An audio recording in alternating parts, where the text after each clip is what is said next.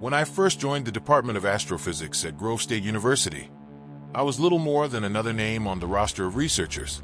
The department had a growing reputation, one bolstered by several breakthroughs in mapping deep space phenomena. For me, however, it was simply another step forward in a long career dotted with incremental progress. Black holes stood at the center of my research, both figuratively and literally. These invisible, unforgiving voids of immense gravity had been a source of fascination for me since I was a teenager and first watched an old Carl Sagan episode on VHS.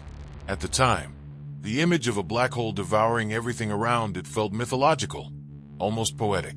As I grew older, though, that poetic allure was replaced by hard equations, theoretical models, and simulations. My fascination remained, but I'd learned to see the cosmos as a puzzle begging to be solved, rather than a landscape rife with wonder. Our work largely involved observing gravitational patterns, modeling the behavior of matter as it approached the event horizon, and occasionally monitoring energy emissions. None of it was groundbreaking, at least not in any way that overtly defied the conventions of known astrophysics. My daily life revolved around programming simulations, analyzing fragments of data from telescopes, and sitting in endless academic discussions with others like me.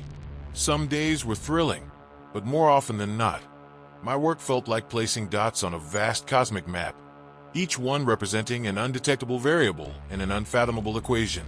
But then something changed. It began, as most scientific breakthroughs do, with an anomaly.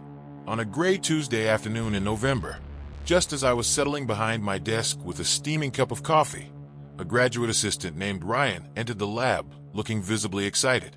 His sandy hair was disheveled, and he clumsily balanced a stack of papers and a laptop, clearly too preoccupied to even say hello. "Dr. Carter," he exclaimed breathlessly, practically tripping his way over to my desk. "You've got to look at this." "Slow down," I said, finishing a sip of coffee and placing the cup beside my keyboard. Ryan was one of the more enthusiastic aides under my supervision, but he had a flair for dramatics that bordered on disruptive. I liked his energy, though. It often helped compensate for the monotony of the data collecting process. He fumbled with the laptop and pulled something up on the screen, stepping aside for me to see. It's from the orbital telescope," he said, pointing at a chart of emission readings. "Look at the energy signatures." I squinted. At first glance, the measurements didn't seem too out of the ordinary. Black holes often emitted X-rays and other high-energy radiation caused by the accretion of matter spiraling into them. None of it was new to me. "Okay," I said, adjusting the glasses seated on my nose. "What am I looking at here?" "Go further," Ryan said eagerly, scrolling forward on the timeline of data. And that was when I saw it. The energy fluctuations weren't random. A pattern emerged, faint but unmistakable, as the readings played out frame by frame. It looked modular, cyclical, like a cosmic heartbeat pulsing at specific frequencies just outside the event horizon of the studied black hole. My brow furrowed. Are these corrected readings? Could be interference from the telescope. "That's what I thought," Ryan said, his voice filled with a mixture of excitement and nerves. "But I ran the calibration check twice. The signal's clean. It's coming from the Messier 87 asterisk system. Messier 87 star. Of course. It was among the brightest galaxies in our observational range, home to the first black hole ever imaged by humanity. Grove State University's orbital telescope had been focusing on its gravitational lensing for months as part of our ongoing black hole analysis program. Yet nothing in our previous studies had captured a reading like this. "Could be quasi-periodic oscillations," I muttered, crossing my arms and staring harder at the screen. It was the most rational explanation I could think of. Some active black holes produced phenomena like this, often because of magnetic field disruptions or turbulence within their accretion disks. The idea wasn't unheard of, but deep down I wasn't so sure. "Well, I wasn't convinced that it was natural," Ryan confessed, almost apologetically. "So I took the liberty of running a Fourier analysis." Before he finished, the results popped up on the screen. My stomach dropped. There was no mistaking it. This wasn't natural interference. The frequencies were mathematically precise, structured as if someone or something had composed them with intention. "Ryan," I said, now utterly transfixed by the data. "How long have you been sitting on this?" "Only about 48 hours, he confessed nervously. "I debated whether to bring it directly to you or see if I could map the full wavelength signals myself. But it's—" "You made the right call," I interrupted, my voice lower now. This was no fluke. The tiny hairs along my arms stood as though they, too, could feel the gravity of what we were seeing. Something was embedded in these waves, though I couldn't yet say what. I leaned back in my chair, my mind racing with possibilities. Was it just an astrological oddity we'd stumbled across by chance? Could natural processes yield a mathematical structure this consistent? I couldn't be sure. But one thing became abundantly clear. This was only the beginning. Over the next week, it became clear that the anomaly detected around Messier 87 asterisk wasn't going away. In fact, the more we analyzed it, the stranger it became.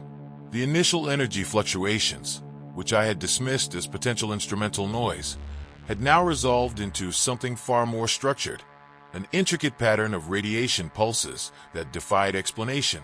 Sitting alone in my dimly lit office, with papers and coffee cups strewn across the desk, I tried to make sense of it all. The lab was quiet, save for the soft hum of my computer running simulations in the background. It wasn't unusual for the team to put in late nights, but tonight I was alone. Ryan, exhausted after days of combing through observational errors, had left hours ago, muttering something about needing to sleep before he collapsed. A part of me wished I could walk away from the data, too, but I couldn't. Every time I looked at the graph, my pulse quickened. The radiation wasn't just structured, it was deliberate. I leaned forward, staring at the computer screen as I replayed the data stream for what had to be the 100th time. The emissions created a waveform so precise, so intricate, that it was impossible to brush off as a natural occurrence. By Thursday, I called an emergency meeting to discuss my findings with my closest colleagues. "All right," I said, standing before a whiteboard filled with hastily scribbled equations and charts. "I know how this looks, but we need to focus on the data as it stands, not what we think is possible." "What exactly are you suggesting?" asked Lisa Grant, one of the senior researchers on the team. She sat furthest from the board, her arms crossed as if physically shielding herself from what I was saying. "I'm not suggesting anything."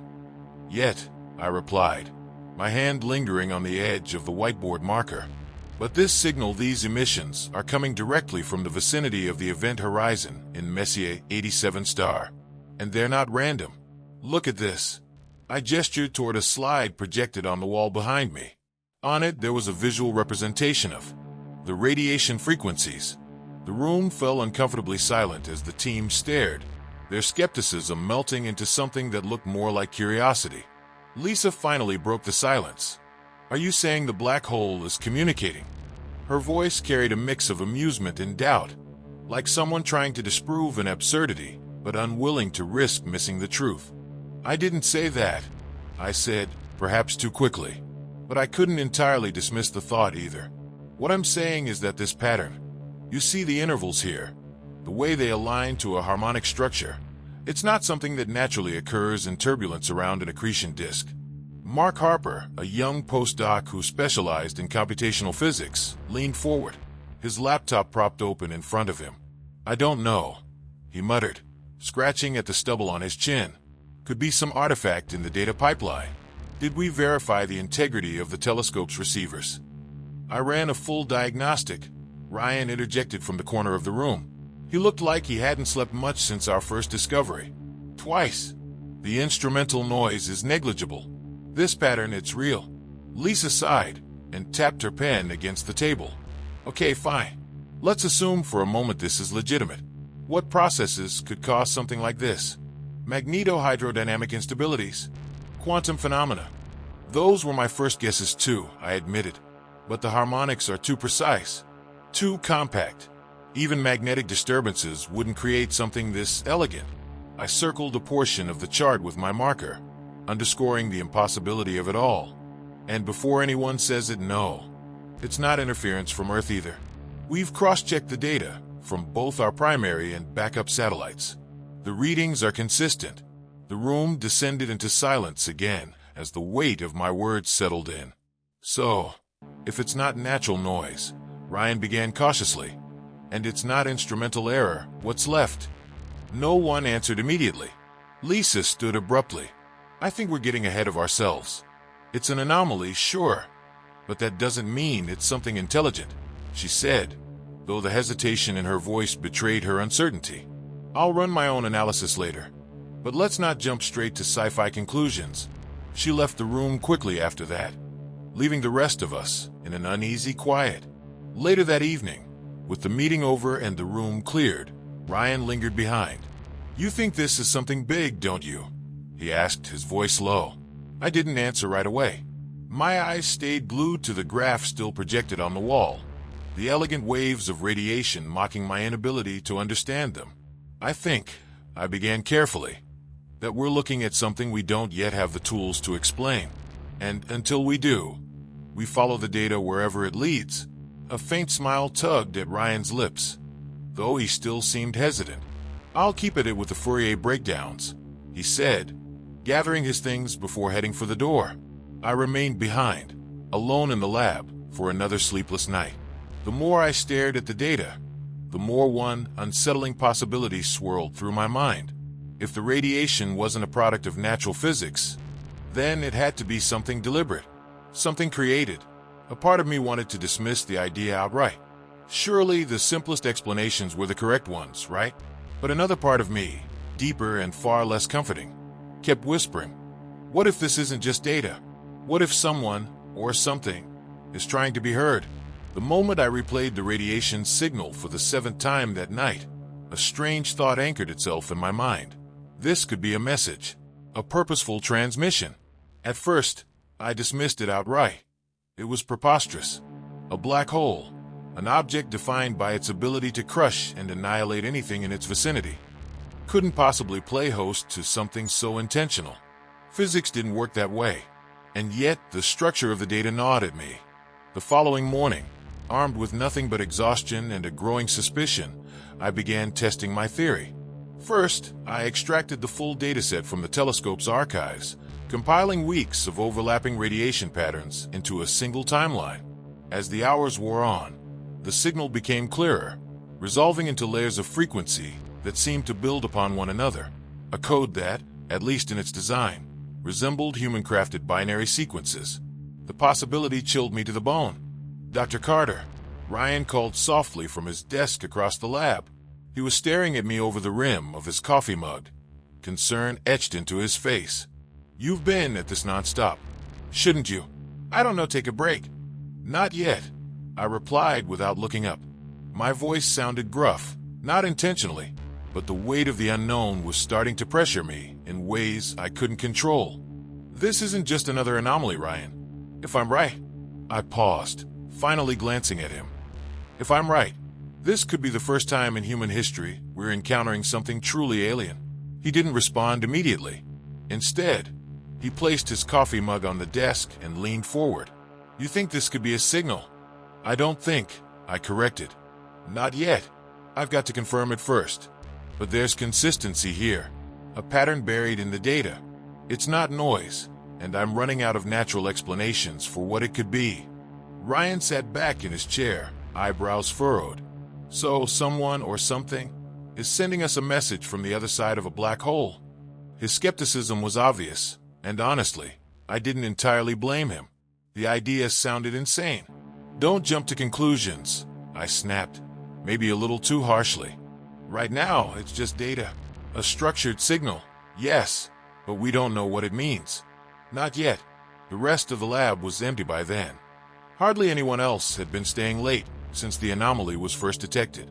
Lisa had dismissed the entire phenomenon as inconsequential and refused to allocate any major resources toward further study. As for the others, they had work of their own to focus on, leaving me and Ryan alone to chase the truth.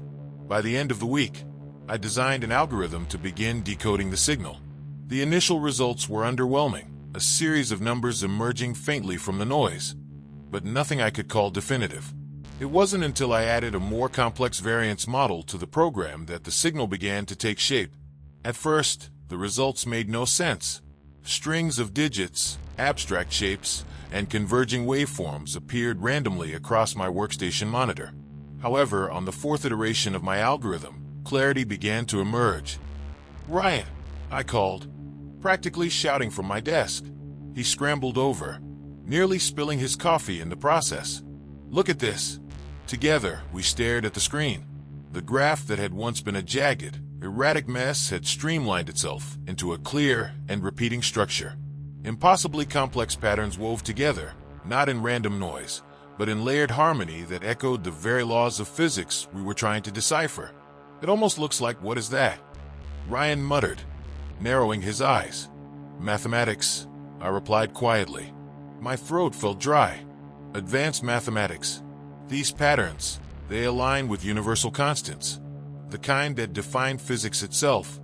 Ryan leaned closer, wide-eyed. "Wait, you're saying these signals are referencing constants? Do you have any idea how?" "No," I cut him off. "I don't know how. But it's here. The golden ratio, Planck's constant, the speed of light, they're all embedded in these frequencies." The realization made my heart race. This wasn't just a random fluctuation of radiation at the edge of a distant black hole. This was a deeply encoded structure pieced together using the building blocks of the universe itself. By the next day, I'd hit a wall. The program I'd written could only partially decode the signal, producing fragments of what appeared to be an unimaginable equation. The data pointed to relationships that defied normal physics, connections between quantum mechanics, gravity, and time itself, all intertwined in a way that didn't make sense. It wasn't until I ran one final simulation late that afternoon that the true weight of my discovery settled on me. The incomplete equation on my monitor wasn't just theoretical, it was prescriptive. It suggested that space-time, far from being a flat and passive fabric in the universe, was more like a web, actively storing events, information, and energy in a way we could barely comprehend. "You have to tell someone about this," Ryan said that evening, standing anxiously at my desk as I continued refining the equations. "Not yet," I replied curtly. "It's too early. I can't go to the administration with half a discovery. They'll shut this down faster than I can explain it. You saw what happened to Lisa's last project, one anomaly, and they diverted resources to something practical." Ryan sighed and placed a hand on my desk. "But what if we're on the verge of something huge? Something bigger than just you and me?" I didn't respond. I couldn't. My mind was plagued by questions I didn't want to answer yet. Who, or what, could design something this intricate? Could space itself serve as something so impossible, so intentional, as a storage mechanism for information? The unease was suffocating, but it was nothing compared to the sense of awe.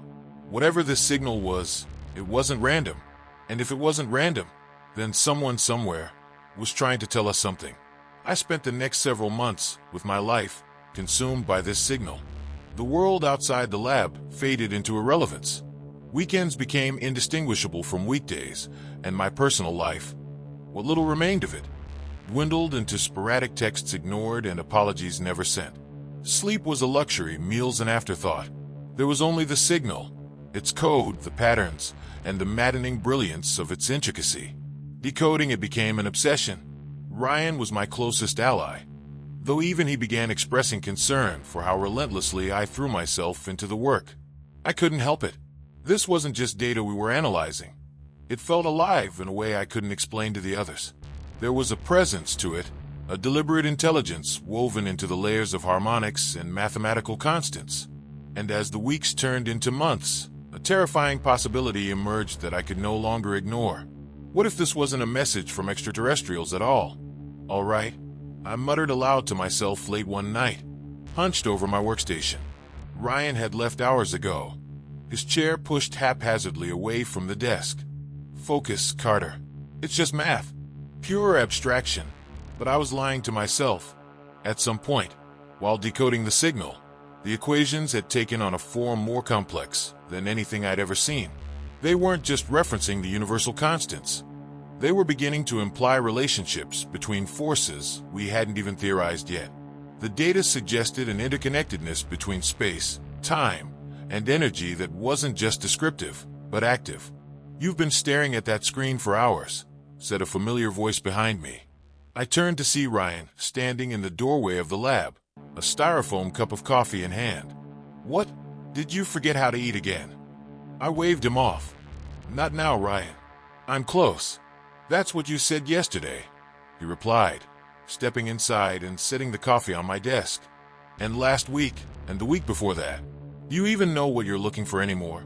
"Yes," I snapped, sharper than I intended. "I do. Just look at this." Ryan sighed, but leaned over my shoulder to examine the screen. His eyes scanned the data, the complex waveforms and equations that sprawled across the monitor. He rubbed his chin as he processed it, his tired brain clearly struggling to keep up. "What am I looking at here?" he asked finally. "Connections," I said, pointing to a series of equations at the bottom of the screen. "See this? This isn't just a signal describing the physical laws of the universe.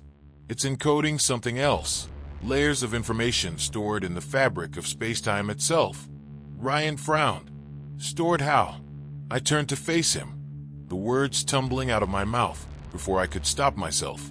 "Imagine if the universe could act as a hard drive, a kind of memory system capable of recording everything that's ever happened. Every particle interaction, every event, stored somewhere in the fabric of existence." He stared at me, stunned. "You're saying this pattern is what? A blueprint for reality?" "Not exactly," I said quickly, though the thought had crossed my mind more than once. "But it's close. Whoever sent this, or whatever designed it, seems to understand space-time in ways we can't even begin to grasp. They're using it as a kind of message board, layering their information directly into the physics of the cosmos." Ryan sat back, his face pale. "Okay, that's insane. And yet, here we are," I replied with a weak shrug. "The equations don't lie. For the next 3 weeks, we worked around the clock. My algorithm was refined, expanding in complexity to deal with the higher-order layers of the signal. Each breakthrough brought new fragments of information, new equations, new insights, but no clear answers. It wasn't until one cold February night, the wind howling outside the lab window, that the pieces began to come together." "Ryan," I called out as he napped in the corner, his head tilted awkwardly against the edge of his desk. "Ryan, wake up." He jolted awake, blinking groggily. What is it now?" "Look at this," I said, gesturing to the screen with a trembling hand. "This isn't random. It's chronological." "What's chronological?" he asked, dragging his chair beside me. "The signal," I explained, my eyes darting between the monitor and my hastily scribbled notes. "It's not just numbers and constants. It's time. These equations, they describe events, specific points in the history of the universe." He tilted his head, squinting at the data. "You're saying the signal contains what? A record of the past?" "Exactly. Remember what I said about space-time acting as a memory system? This equation implies that black holes don't just consume matter. They store everything they absorb. Moments frozen in time, locked away inside the event horizon." Ryan stared at me in silence, the weight of the realization sinking in. "You're saying these black holes are archives?" "Yes," I whispered, the word catching in my throat as the enormity of it hit me. "The radiation we're picking up, it's a message encoded in the cosmic memory. Whoever, or whatever, sent it isn't just using physics to communicate. They're using the very fabric of the universe itself. And Ryan, I don't think they're constrained by time the way we are." He leaned back in his chair, running both hands down his face.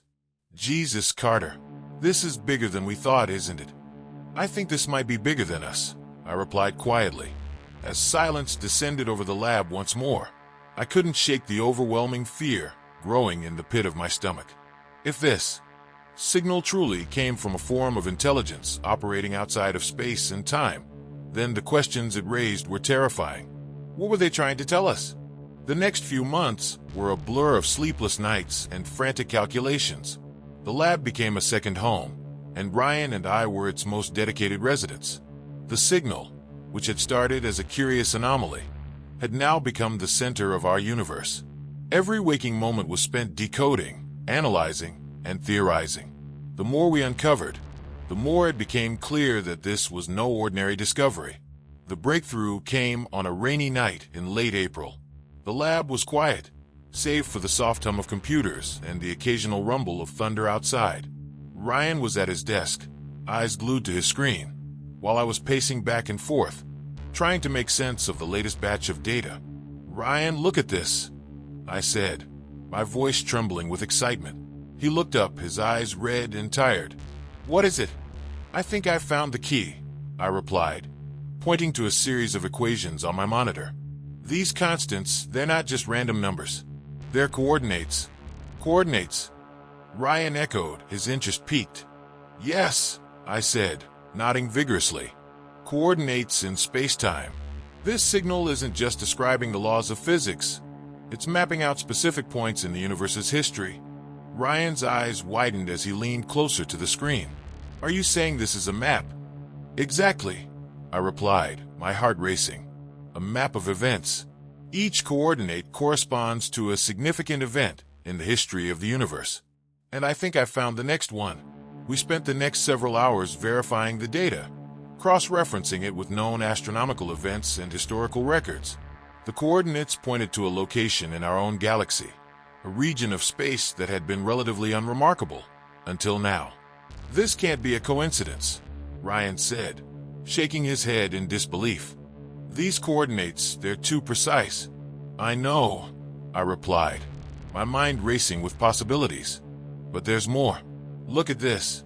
I pulled up another set of equations, this time highlighting a series of waveforms that had been hidden in the background noise. These waveforms, they're not just random fluctuations. They're messages, encoded in the signal. Ryan stared at the screen, his face pale. "Messages? From who?" "I don't know," I admitted. "But they're not from us. The complexity of these waveforms, it's beyond anything we've ever seen. Whoever, or whatever, sent this signal is operating on a level of intelligence that we can't even begin to comprehend." We spent the next several days decoding the messages, each one revealing more about the nature of the signal and its origins. The messages were fragmented, incomplete, but they painted a picture of a civilization that had mastered the manipulation of spacetime, using black holes as a means of storing and transmitting information. "This is incredible," Ryan said, his voice filled with awe. "They're using black holes as cosmic hard drives, storing entire histories within their event horizons." "But why?" I asked, my mind struggling to grasp the enormity of what we were uncovering. "What's the purpose of all this?" Ryan was silent for a moment, his eyes fixed on the screen. "I think they're trying to warn us," he said finally. "Warn us?" I echoed, my heart skipping a beat. "Warn us about what?" He pulled up the latest decoded message, a series of equations that described a catastrophic event, a singularity that would destabilize the fabric of spacetime, threatening to unravel the very structure of the universe. "This event," Ryan said, his voice trembling, "it's going to happen soon, and it's going to affect our galaxy." I stared at the screen, my mind reeling. The equations were clear, the message unmistakable. A singularity, an unstable point in spacetime, was on a collision course with our galaxy, and the consequences would be devastating. "We have to tell someone," Ryan said, his voice urgent. "Who?" I asked, my mind racing. "Who would believe us?" "We have to try," he insisted. "This is too important to keep to ourselves." I nodded, my mind made up. We had to get this information out, no matter the cost. The fate of our galaxy, perhaps even the entire universe, depended on it. We spent the next several days preparing our findings, compiling the data into a comprehensive report. We reached out to colleagues, government agencies, anyone who would listen, but the response was lukewarm at best. Most dismissed our findings as speculative, the ravings of overworked scientists chasing shadows. But we knew the truth. We had seen the equations, decoded the messages. The threat was real, and it was coming. As the days turned into weeks, a sense of urgency settled over the lab. We worked tirelessly, refining our calculations, searching for any way to avert the impending disaster. But the more we uncovered, the more it became clear that our options were limited. "We're running out of time," Ryan said one evening, his voice filled with despair. "I know," I replied, my heart heavy. But we can't give up. We have to keep trying. We worked late into the night, our minds racing with possibilities. The singularity was coming, and we had to find a way to stop it. But as the hours passed, a sense of hopelessness began to settle in. What if we can't stop it? Ryan asked, his voice barely a whisper. I didn't have an answer. The equations were clear, the message unmistakable. The singularity was coming, and there was nothing we could do to stop it. But we had to try. For the sake of our galaxy, for the sake of the universe, we had to try. The weight of our discovery hung over us, like a dark cloud. The lab, once a place of curiosity and excitement, now felt like the epicenter of an impending catastrophe. The equations were clear. A singularity, an unstable point in space-time, was on a collision course with our galaxy. The implications were beyond terrifying. If we couldn't find a way to stop it, the very fabric of the universe could unravel. It was late one evening when I decided to reach out to someone I trusted implicitly, Dr. Alan Richards, my former mentor, and a respected physicist with a reputation for thinking outside the box. If anyone could help us navigate this crisis, it was him. Alan, I said, my voice shaking slightly as I held the phone to my ear. I need your help. It's urgent. Carter, he replied, his voice filled with concern. What's going on? You sound different. It's hard to explain over the phone, I said, glancing at the stacks of papers and data spread across my desk. Can you come to the lab? I need to show you something. There was a pause on the other end of the line, and I could almost hear the gears turning in his mind. I'll be there in an hour, he said finally. True to his word, Alan arrived at the lab an hour later, his expression a mix of curiosity and concern. He was a tall man with a commanding presence, his graying hair and sharp eyes giving him an air of authority. Carter, he said, striding into the lab. What's this all about? I took a deep breath, trying to steady my nerves. Alan, I need you to keep an open mind. What I'm about to show you, it's unlike anything we've ever encountered. He raised an eyebrow but nodded. All right, show me. I led him to my workstation, where the decoded equations and waveforms were displayed on the screen. This signal, I began, it's coming from Messier 87 star.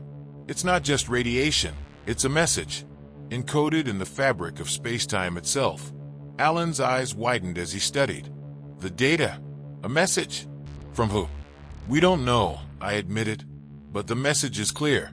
A singularity is on a collision course with our galaxy. If we don't find a way to stop it, I didn't need to finish the sentence. The implications were clear. Alan stared at the screen, his face pale. This is incredible. But how do we stop something like this? That's what we've been trying to figure out, I said, running a hand through my hair. We've been working around the clock, but we're running out of time. Alan nodded slowly, his mind clearly racing. We need to think outside the box. Conventional physics isn't going to help us here. For the next several hours, we brainstormed ideas, each one more outlandish than the last. We discussed everything from manipulating the black hole's event horizon to creating a counter-singularity to neutralize the threat. But each idea was met with the same grim conclusion. The margin for error was too small. Any miscalculation could make things worse. As the night wore on, the weight of our predicament settled heavily on my shoulders. The fate of our galaxy, perhaps even the entire universe, rested in our hands. And we were no closer to a solution. We need more minds on this, Alan said finally, his voice filled with frustration. We can't do this alone. But who would believe us? I asked, my voice tinged with desperation. We've reached out to colleagues, government agencies. No one takes us seriously. Alan was silent for a moment, his eyes fixed on the screen. We need to go public, he said finally. We need to get this information out to the world. If we can't convince the authorities, maybe we can convince the public. I stared at him, my mind racing. Going public with our findings was a risk. The information was sensitive, and if it fell into the wrong hands, it could cause widespread panic. But what choice did we have? You're right, I said finally, my voice steady. We need to go public. It's the only way. Over the next few days, we prepared our findings for a public announcement. We compiled the data, created visual aids, and rehearsed our presentation. The plan was to hold a press conference, broadcast it live, and hope that the world would listen. The day of the press conference arrived, and the lab was a flurry of activity. Reporters, scientists, and government officials filled the room, their faces a mix of curiosity and skepticism. Alan and I stood at the front of the room, our hearts pounding. "Ladies and gentlemen," Alan began, his voice steady. "Thank you for being here today. What we are about to share with you is of the utmost importance. It concerns the very fabric of our universe."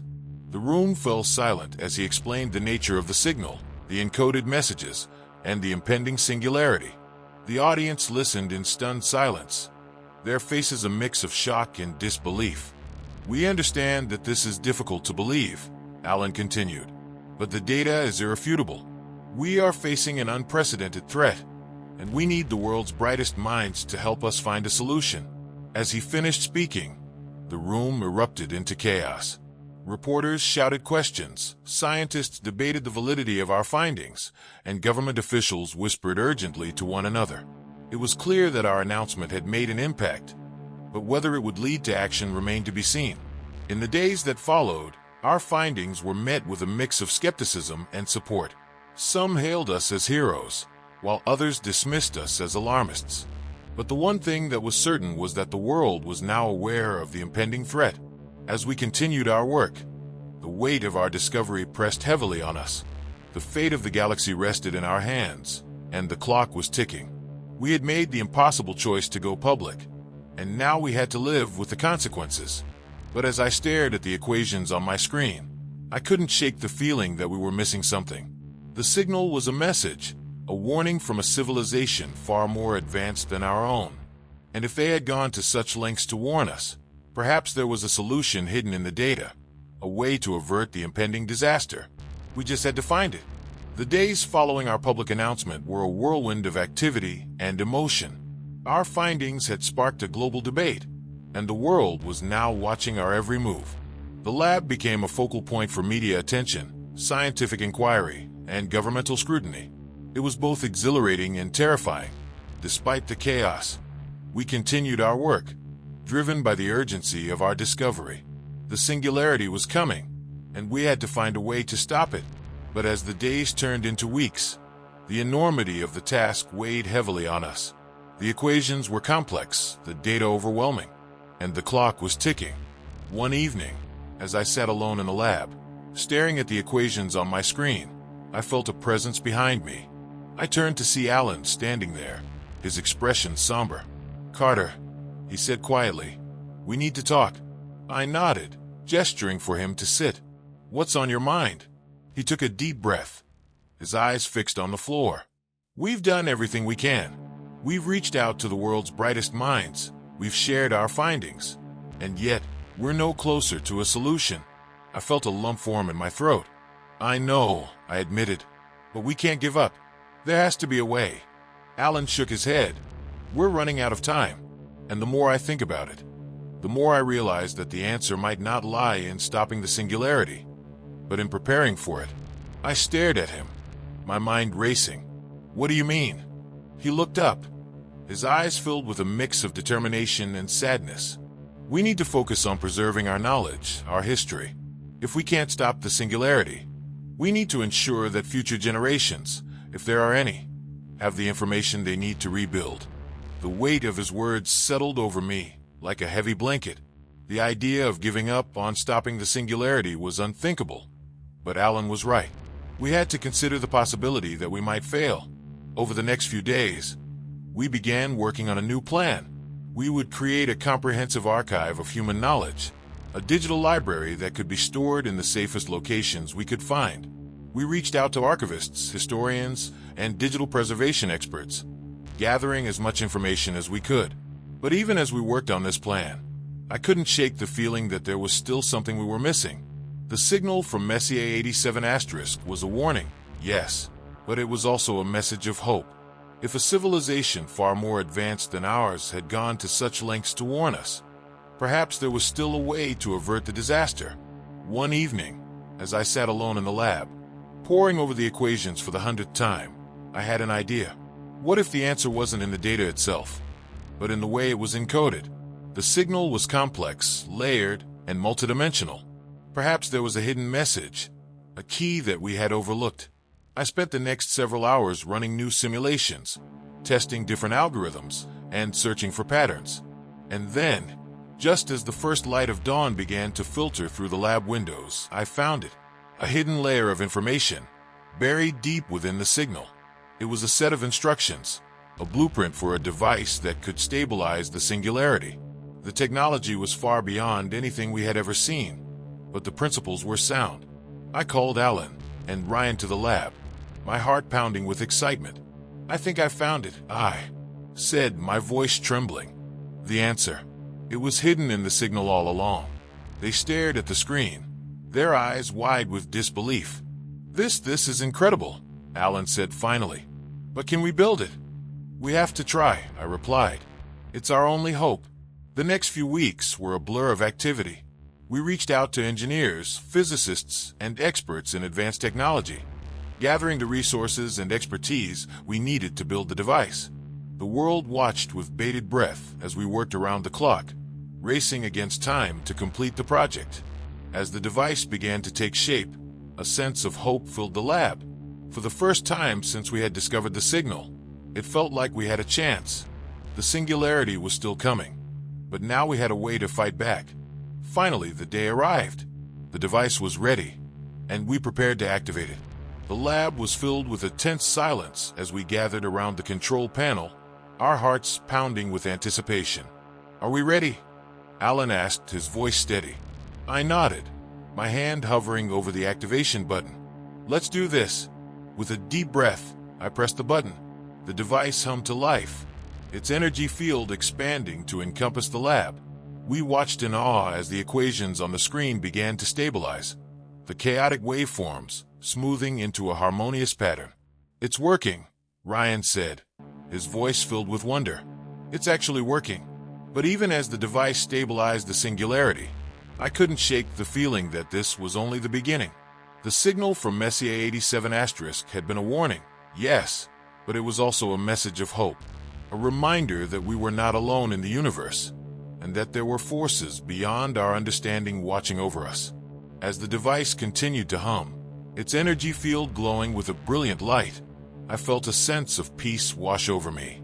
We had faced the impossible, and we had found a way to fight back. The future was uncertain, but for the first time in months, I felt a glimmer of hope. The legacy of our discovery would live on, a testament to the resilience and ingenuity of the human spirit. And as I stood there, surrounded by my colleagues and friends, I knew that whatever the future held, we would face it together.